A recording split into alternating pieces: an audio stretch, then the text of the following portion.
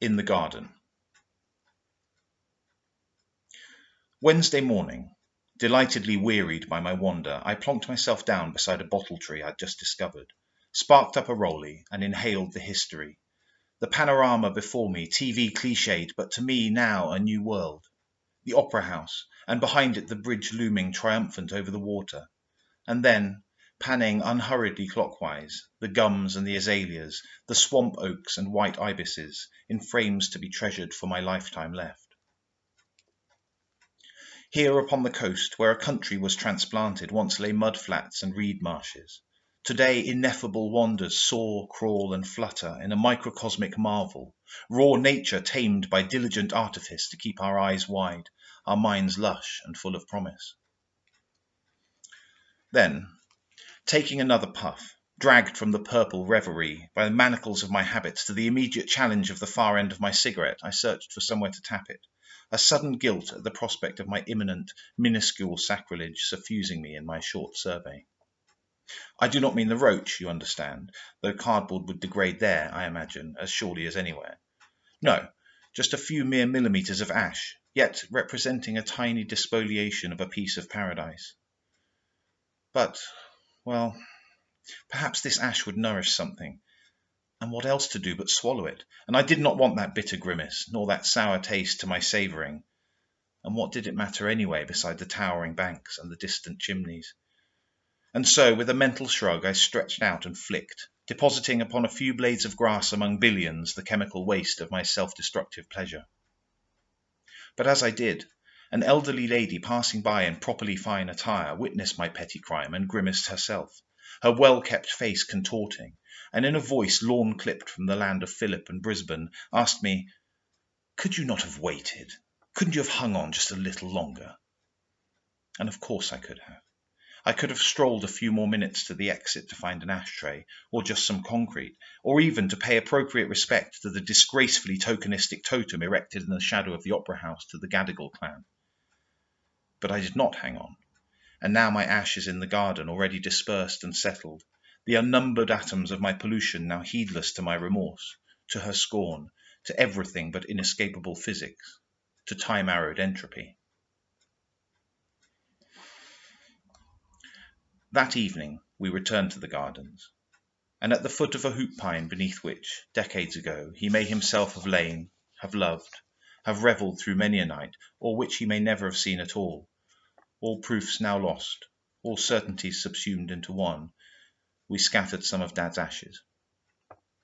Gathered round the floral bed above the roots, 3 generations from the 3 continents where he made his homes, we took our turns, each of us in that company again alone with him, and poured in dry libations the sad remnants of his holocaust. The hands which held and fed us, the mind which taught so many, the heart which beat its own particular rhythm, now mere particulate matter strewn in solemn, bannerless return upon the land where he was born. There, right there, we had agreed, would be a resting place befitting his green-fingered spirit, should he and Pascal both have lost their respective wages. Perhaps his ash will nourish centuries and turn the bitterness, the sourness of his leaving us to nectar, into colours not yet seen by mortal eyes, grand glories grown from the grey dust that had been a grandfather. Then, at the conclusion of our unique, age-hallowed ceremony, my brother holding the littlest one above the creepy crawlies so she too could take part in a rite she will one day understand, on the cusp of dusk we spread our towels and blankets and picnicked, ate cheese and bread and olives as we had so many times with him. And at some point I stood and poured a beer into his soil, though he no doubt would have scoffed at the waste. But as I did, I had to quell the thought welling up inside me. Couldn't you have waited? Couldn't you have hung on just a little longer? Because of course he could not. He hung on as long as he could, battling the betrayal of his body with the brute force of his will until his last spark faded. And he of all men knew the futility of begging for more than one's allotment. And I did not want to sully such a beautiful memorial with useless lamentations, to salt his earth with foolish tears. So I blinked, and turned, and returned to my family, to grapes and cold meats and the laughter of our collective recollection, a proud and noble shadow growing, fading beside us on the grass. The next morning, driving north out of Sydney, it was as if we had been transported to another world. The fire haze filled the sunken skies, and we could hardly see one end of the bridge from the other as we made our one-way crossing, the air cancer-hued and bitter, sour in our mouths. So, like everyone else, we turned on the aircon and burned more carbon for our comfort, leaving our exhaust behind us, out of sight, out of mind.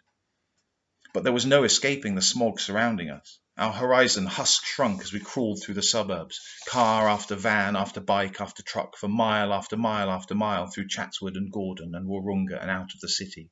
The thermometer remorseless, 36, 38, 43 as we reached open country, and still the haze did not relent, our maybe once-in-a-lifetime views drawn down to a few hundred metres of motorway. This could be a prelude to an apocalypse, I thought. The fire-blackened bark on each side of the road could be pigments on cave walls, or a thin stratum never seen. And how far are we from the flames? Oh, we were safe yet. The satellites and spotter planes, the roadside signs and text alerts, all high-tech reassurance. And perhaps 2/3 of the way to Port Macquarie the air finally cleared, and we could see fresh distant hills as the temperature dropped back into the mid-30s. But all through our journey the smoke billowed behind us.